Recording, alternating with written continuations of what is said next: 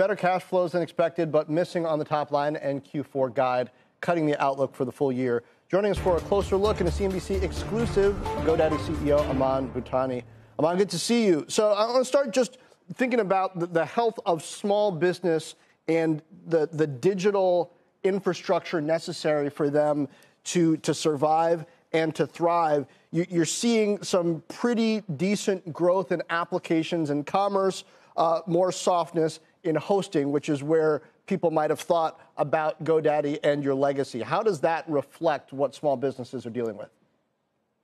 Yes, small business customers continue to be resilient. You know, as we've shared in our earnings call, 2/3 of the customers continue to feel positive about the outlook that's in front of them. And as you break down the business and you talk about hosting versus applications and commerce, our hosting business is disproportionately impacted by FX in Europe because a large part of that business is in Europe. So, you know, our view is the continued strength in application and commerce, the continued strong fundamentals in the business where we have 21 million customers, we have over 85% customer retention rate. The fundamentals continue to be strong. So for the long term, we continue to be very, very happy with the execution this year, which is 9% constant currency year-over-year growth in an uncertain market, which we think is pretty great.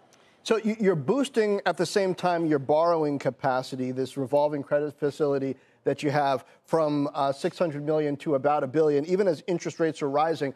What are you going to do with that money strategically at this time over the next year or so? Yeah, without going into sort of specifics, you know, what we did here was we took a window of opportunity where we had the chance to sort of change our debt profile and change the revolver. And we took it and we got some great results on it. And looking at the next couple of years, sort of the uncertainty around recessionary pressures, we just felt it'd be great to have sort of a stronger or a bigger access to cash for the company. And we are a very profitable company anyway, John. We're different from other tech companies like that, but it doesn't hurt for us to just be in the best financial position that we can, given the uncertain outlook. Are you making real efforts to, I don't know, freeze, rein in headcount, limit operating expenses, or be more cautious on budget going into 23?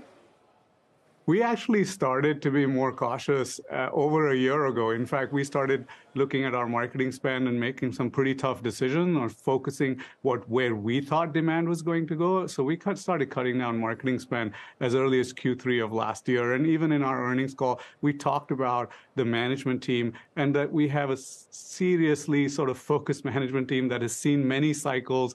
And, you know, we'll definitely keep our cost structure front of mind. That includes our marketing spend, includes our headcount, includes our office infrastructure. And we watch all of that on a quarterly basis.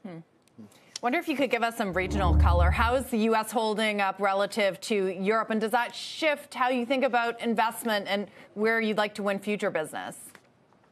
Yeah, I actually talked about that last quarter, you know, where we moved marketing spend from Europe into the U.S. and we had grown much faster in the U.S. while Europe had been impacted.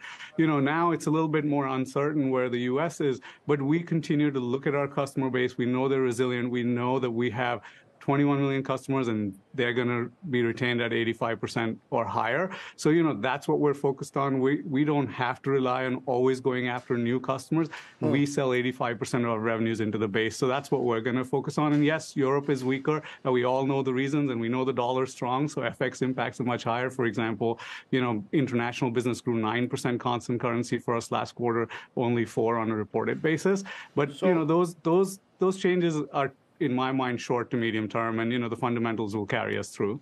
So, Aman, I want to ask about what reaction you're seeing your small business customers have to the changes in targeted advertising. You know, we saw Apple roll out some changes, Google talk about some changes, and we've seen these cascading effects through social media companies, certainly, but through the whole digital marketing ecosystem and how, especially direct-to-consumer and small businesses, draw eyeballs to their websites, to their apps, to their products. How are your customers adjusting for that? How are you rolling out different products to help solve the sort of value gap that's left?